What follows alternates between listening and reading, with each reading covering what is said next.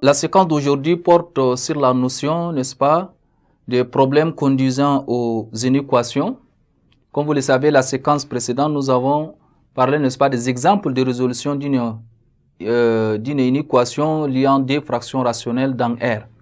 Aujourd'hui, on va voir les problèmes conduisant, n'est-ce pas, aux inéquations. L'objectif même de cette séquence est de résoudre des problèmes conduisant, n'est-ce pas, aux inéquations. Donc, je vais très rapidement vous donner un exemple.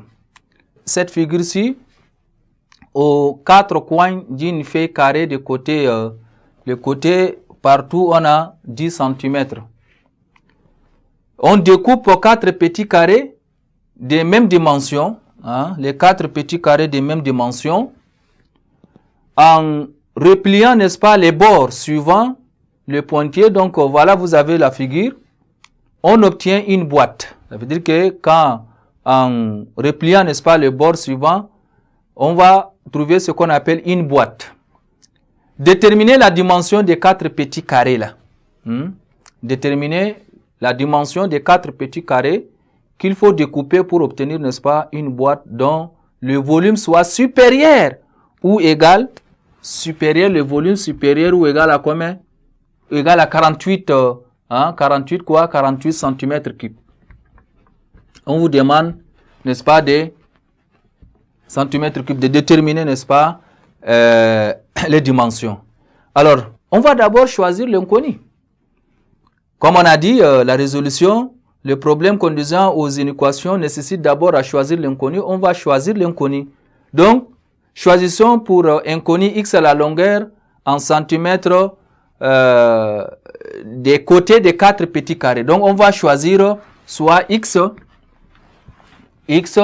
comme étant la longueur en centimètres. Donc, si x est la longueur en centimètres du côté des quatre petits carrés, x étant une longueur que l'on doit retrancher deux fois, n'est-ce pas, des 10 ici, c'est comme si x est compris entre 0 et 5. Hein? Alors, la mise en inéquation maintenant, la boîte a pour base un carré de côté 10 moins 2x centimètres. Vous voyez à peu près? 10 moins 2x centimètres. Et pour hauteur, la hauteur c'est quoi? La hauteur égale à x. Et ça c'est le côté. Bon, vous pouvez même dire le côté égale à, le côté A égale à 10 moins 2x. Eh bien, son volume, on a dit, le côté au carré fois la hauteur. La définition, n'est-ce pas? Alors, si le côté au carré fois la hauteur, ceci va nous donner 10 moins 2x, le tout au carré fois x. Vous voyez à peu près? Et ça, c'est quoi? Ça, c'est le volume en centimètres cubes. Mais or, on nous a dit que le volume est inférieur ou égal à 48, n'est-ce pas, centimètres cubes. Alors, comme ça, qu'est-ce que vous aurez? Vous aurez à déterminer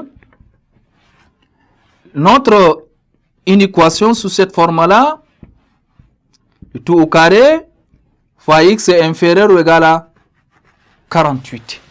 Comme ça, je suis devant une inéquation du type 10 moins 2x le tout au carré fois x inférieur ou égal à 48. Vous allez ramener, n'est-ce pas, le x de l'autre côté. Eh bien, qu'est-ce qu'on va se retrouver?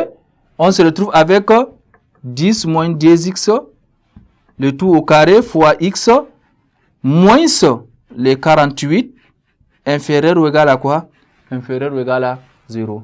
Comme ça, vous êtes déjà devant une équation. Et vous allez, n'est-ce pas, chercher à résoudre, c'est-à-dire, vous allez d'abord, dans un premier temps, déterminer la factorisation de cette expression et on va se baser beaucoup plus sur là où il y a les signes négatifs qui va nous donner l'ensemble de solutions parce qu'on a dit l'expression 10 moins 2x le tout au carré fois x moins 48 est inférieure à 0.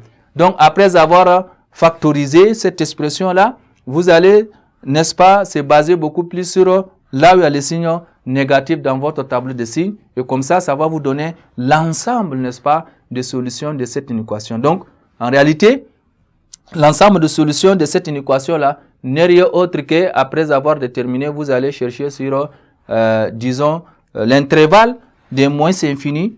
L'intervalle de moins infini.